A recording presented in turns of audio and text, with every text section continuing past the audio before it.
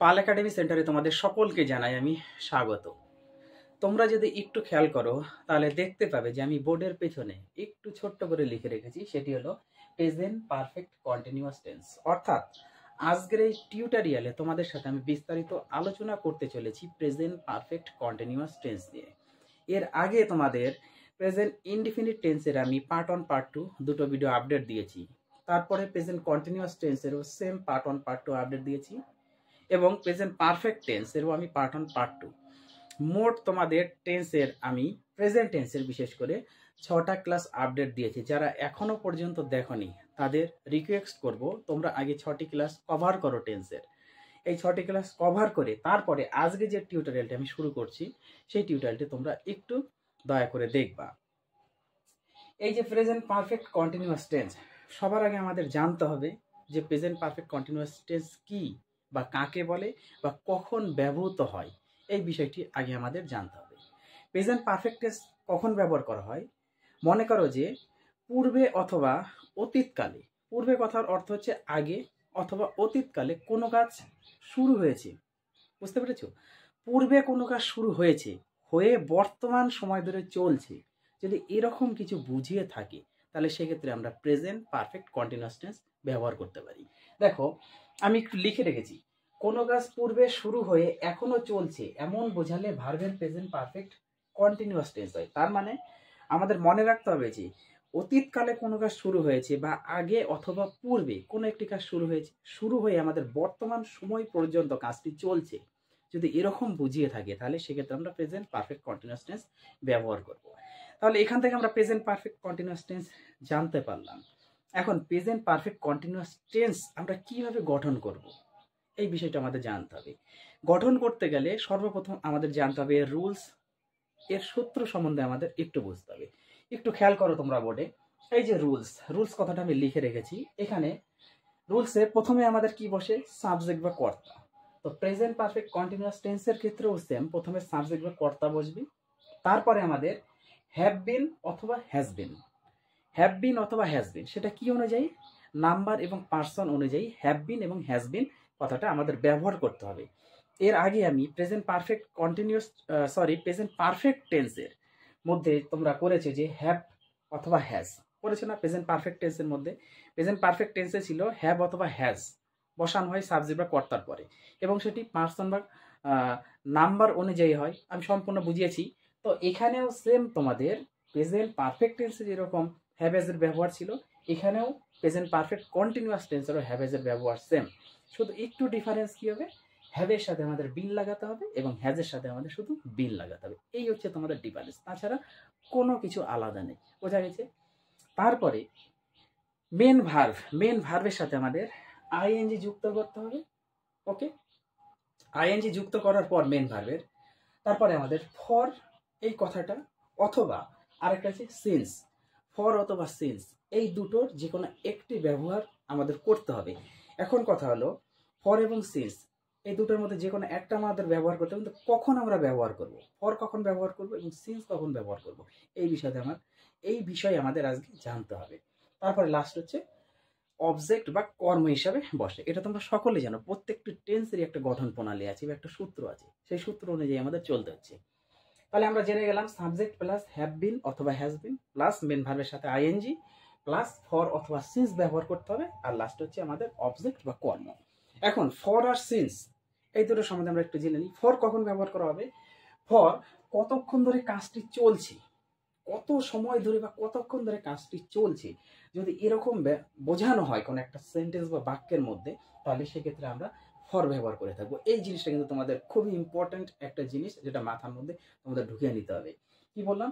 কতক্ষণ ধরে কাজটি চলছে, কতক্ষণ বা কত সময় ধরে কাজটি চলছে, যদি এরকম বোঝায় তাহলে আমরা সেক্ষেত্রে ফর ব্যবহার করব। তারপরে সিন্স কখন ব্যবহার করব? কোনো নির্দিষ্ট সময় থেকে কাজটি আরম্ভ হয়েছে, কোন একটা নির্দিষ্ট সময় থেকে কোন একটা কাজ যদি আরম্ভ হয়ে থাকে, হয়েছে এরকম বোঝানো যাচ্ছে, আমরা তখন সিন্স ব্যবহার করব। বোঝা গেল? এই হচ্ছে আমাদের ফর এবং সিন্সের ব্যবহার। শুধু এতটুকু মনে রাখো যে কত সময় ধরে বা কতক্ষণ ধরে কাজটি চলছে, সেক্ষেত্রে ফর, এবং কোন একটি নির্দিষ্ট সময় থেকে কাজটা যখন শুরু হয়েছে যদি এরকম বোঝায় তাহলে আমরা সিন্স ব্যবহার করব। বোঝা গেল? তাহলে এই হচ্ছে আমাদের প্রেজেন্ট পারফেক্ট কন্টিনিউয়াস টেন্স কাকে বলে এবং কিভাবে বুঝবো, কোন ঘটনা থেকে আমরা বুঝবো, সম্পূর্ণ বিস্তারিত আলোচনা করলাম। তারপরে প্রেজেন্ট পারফেক্ট কন্টিনিউয়াস টেন্সের আমাদের রুলস বা সূত্র সম্বন্ধে জানলাম। এই সূত্রের মধ্যে হ্যাভ অ্যাজ, যেহেতু পারফেক্ট টেন্সের হ্যাভ অ্যাজ যেটা আছে সেই ব্যবহারটাই অনুযায়ী আমাদের আসবে, কিন্তু শুধু আমাদের এখানে একটাই ডিফারেন্স বা পার্থক্য, সেটা হচ্ছে দুটোর সাথে বিন লাগবে। পরিষ্কার? তারপর আমরা এখান থেকে জানলাম ফর এবং সিন্স কখন ব্যবহার করা হয়, সম্পূর্ণ আমরা জেনেছি। এইবার আসি আমরা একটু এক্সাম্পলে। দেখো এক্সাম্পলে যদি একটু খেয়াল করো তাহলে দেখবা, প্রথমে 1 নাম্বার এক্সাম্পল, তিনি 3 দিন ধরে এই বইটি পড়ছেন। তিনি 3 দিন ধরে এই বইটি পড়ছেন। তাহলে 3 দিন ধরে যখন কথাটা বলা আছে, একটা নির্দিষ্ট সময় দেওয়া আছে না, এত সময় ধরে সে বইটা পড়ছে এবং 3 দিন আগে শুরু করেছে, তার মানে কি পাস্টে আগে শুরু করেছে, পূর্বে শুরু করেছে, পূর্বে শুরু করেও এখনো পর্যন্ত যে কাজটা চলছে। সো তাহলে আমরা কি বলতে পারি, এটা প্রেজেন্ট পারফেক্ট কন্টিনিউয়াস টেন্স। বোঝা গেছে? তাহলে তিনি 3 দিন ধরে এই বইটি পড়ছেন। এখানে আমরা জেনে গেলাম এটা হচ্ছে প্রেজেন্ট পারফেক্ট কন্টিনিউয়াস টেন্স এবং একটি নির্দিষ্ট সময় দেওয়া আছে, কত সময় ধরে পড়ছে সেটাও আমরা জেনে গেছি। তাহলে নির্দিষ্ট কতক্ষণ ধরে কাজটি চলছে এমন যদি বোঝাই, তাহলে আমরা এখানে কি ব্যবহার করব, ফর ব্যবহার করব। আমরা সম্পূর্ণ 1 নাম্বার সেন্টেন্স থেকে বুঝতে পারছি যে এখানে ফর ব্যবহৃত হবে। পরিষ্কার? এইবার এখানে সাবজেক্ট হচ্ছে তিনি, তাই না? সাবজেক্ট হচ্ছে তিনি, তাহলে তিনি যেখানে আমরা লিখেছি হি। এবার হি এর সাথে কি হয় আমরা জানি, হ্যাভ এজ এর ব্যবহারের মধ্যে শুধু আমাদের একটা জিনিস মনে রাখতে হয় যে সাবজেক্ট বা কর্তা যদি থার্ড পারসন সিঙ্গুলার নাম্বার হয় সেক্ষেত্রে আমরা হ্যাজ ব্যবহার করবো, আদারওয়াইজ বাকি সব ক্ষেত্রে আমরা হ্যাভ ব্যবহার করবো। তাহলে কর্তা হচ্ছে হি, হি তিনি বা সে, তাহলে তিনি হচ্ছে থার্ড পারসন সিঙ্গুলার নাম্বার, তাহলে অবশ্যই এখানে হ্যাজ হবে। এবার হ্যাজের সাথে একটা বিন, তাহলে হি হ্যাজ বিন। বোঝা গেল? এবার হচ্ছে পড়া হচ্ছে আমাদের মেন ভার্ব, পড়া। তাহলে পড়াই হচ্ছে রিড, তার সাথে আইএনজি যুক্ত করতে হবে, এই যে ভার্বের আইএনজি। বোঝা গেল? তাহলে হি হ্যাজ বিন রিডিং। এই বইটির ইংলিশ হচ্ছে এই যে এই বইটি পড়ছেন, তাহলে দিস বুক, তাহলে হি has been reading this book. হয়ে গেল? কতক্ষণ ধরে কাজটা চলছিল জন্য আমাদের বোঝাতে এখানে ফর ব্যবহার করে হলো। 3 দিন ধরে বইটা পড়ছে মানে কত সময় ধরে পড়ছে, সেই জন্য এখানে ফর ব্যবহার করা হলো।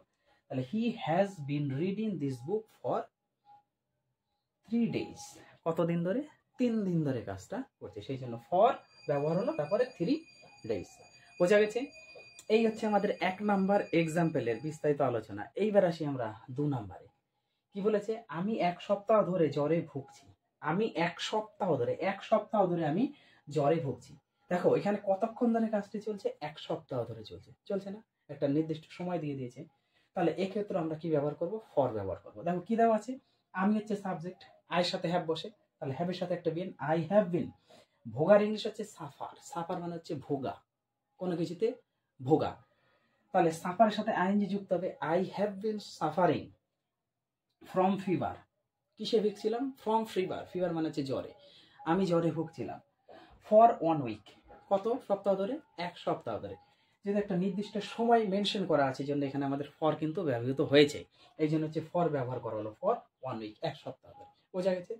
এবার আসি আমরা 3 নাম্বার। রমেন 3টার সময় থেকে দৌড়াইতেছেন। রমেন 3টার সময় থেকে দৌড়াইতেছেন মানে 3টে থেকে, রমেন 3টে থেকে দৌড়াচ্ছেন। তাহলে 3টে থেকে যেহেতু দৌড়াচ্ছেন, এখানে কিন্তু বলে দিয়েছে কোনো একটা নির্দিষ্ট সময় থেকে কাজটি আরম্ভ হয়েছে। এক্ষেত্রে কিন্তু কতক্ষণ ধরে কাজটা চলছে না, একটা নির্দিষ্ট সময় এখানে কিন্তু বুঝতে হবে। দেখো কোনো নির্দিষ্ট সময় থেকে কাজটি শুরু হয়েছে, কটা? 3টা থেকে কাজটা তিনি শুরু করেছেন। কতক্ষণ ধরে সেটা কিন্তু বলেনি, একটা নির্দিষ্ট সময় থেকে কাজ শুরু করেছেন। সো এই সেন্টেন্সে আমরা সিন্স ব্যবহার করবো, এখানে ফর ব্যবহৃত হবে না।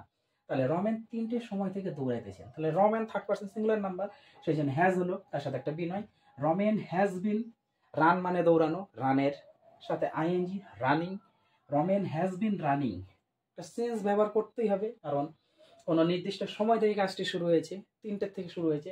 সিন্স 3 o'clock, সিন্স 3 o'clock, অর্থাৎ রমেন 3টের সময় থেকে দৌড়াইতেছেন। বোঝা গেছে 3 নাম্বার এক্সাম্পল? আশা করি তোমরা সকলেই বুঝতে পেরেছো 3 নাম্বার এক্সাম্পল, অর্থাৎ 1 থেকে 3 পর্যন্ত সবাই সম্পূর্ণভাবে বুঝতে পেরেছো। এবার আসি আমরা 4 নাম্বারে। সে গত বছর থেকে এখানে বাস করছেন। সে গত বছর থেকে, দেখো সে গত বছর থেকে এখানে বাস করছেন। এখানে কিন্তু বলেনি যে কতক্ষণ ধরে, কত বছর একটা নির্দিষ্ট সেটা কিন্তু বলেনি, খালি বলেছেন যে সে গত বছর থেকে এখানে বাস করছেন। তার মানে কোনো নির্দিষ্ট সময় থেকে একটা কাজ আরম্ভ হয়েছে না, এমন বোঝাচ্ছে। তাহলে সে গত বছর থেকে এখানে বাস করছেন।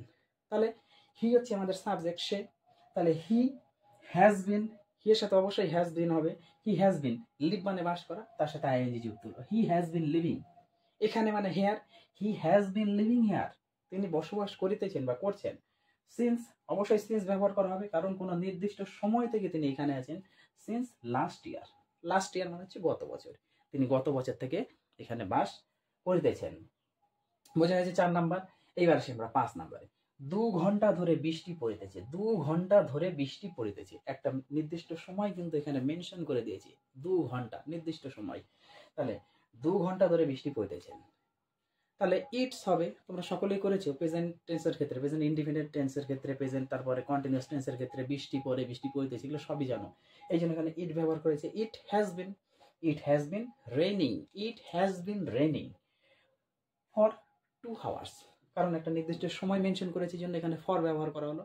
তাহলে হি has been raining for 2 hours, 2 ঘন্টা ধরে বৃষ্টি পড়িতেছে। বোঝা গেছে 5 নাম্বার। এইবার আসি আমরা 6 নাম্বারে। তিনি সকাল থেকে গান গাইছেন, তিনি সকাল থেকে গান গাইছেন, তিনি সকাল থেকে গান গাইছেন, কিন্তু সকাল কয়টা থেকে গান গাইছেন সেটা কিন্তু বলেনি, একটা নির্দিষ্ট সময় কিন্তু এখানে মেনশন করা হয়নি, শুধু বলেছে যে তিনি সকাল থেকে গান গাইছেন। তাহলে গান গাইছেন মানে কোনো নির্দিষ্ট সময় থেকে কাজটি শুরু করেছে, নির্দিষ্ট সময় থেকে কাজটি শুরু করেছেন, কিন্তু নির্দিষ্ট সময় দেওয়া নেই, একটা নির্দিষ্ট সময় থেকে কাজ শুরু করেছে, জন্য এখানে অবশ্যই সিন্স ব্যবহার করা হবে। তাহলে তিনি সকাল থেকে, তিনি বলতে এখানে ফিমেলও হতে পারে, আমাদের মেলও হতে পারে, এটা বলা যাবে না, এখানে কিন্তু মেনশন করে নেই। তাহলে তিনি থেকে আমরা শিও ব্যবহার করতে পারি, হিও ব্যবহার করতে পারি, যে কোনো একটা। তাহলে হি অথবা she has been, she has been, Singh মানে হচ্ছে গাওয়া, তার সাথে আইএনজি যুক্ত হবে। She has been singing since morning. Since কেন? কারণ কোনো নির্দিষ্ট সময় থেকে কাজটি আরম্ভ হয়েছে, এই জন্য এখানে সিন্স ব্যবহার করা হলো। তাহলে এই হচ্ছে তোমাদের প্রেজেন্ট পারফেক্ট কন্টিনিউয়াস টেন্সের বিস্তারিত সম্পূর্ণ আলোচনা, বেসিক সমেত কিভাবে করতে হয়, কখন কি পজিশনে কি আসে, সম্পূর্ণ কিন্তু আলোচনা করলাম। এর পরের টিউটোরিয়ালে তোমাদের প্রেজেন্ট পারফেক্ট কন্টিনিউয়াস টেন্সের আরো কিছু ব্যবহারিক প্রয়োগ আছে, সেই ব্যবহারিক প্রয়োগ নিয়ে আমি তোমাদের সাথে আরেকটি পার্ট আলোচনা করব। তাহলে তোমাদের প্রেজেন্ট টেন্সের যে 4টে পার্ট, ইনডিফিনিট, কন্টিনিউয়াস, পারফেক্ট আর একটা হচ্ছে পারফেক্ট কন্টিনিউয়াস, তাহলে তোমাদের প্রেজেন্ট টেন্সের পুরো পার্ট শেষ হয়ে যাবে। তাহলে এই প্রেজেন্ট টেন্সের পার্টগুলো তোমরা একটু মনোযোগ দিয়ে পড়ো, এর পরবর্তীতে বা পরবর্তী ক্লাস নিয়ে আমি আবার তোমাদের সাথে আসবো। তাহলে আজকের মতো এখানেই আমি শেষ করছি।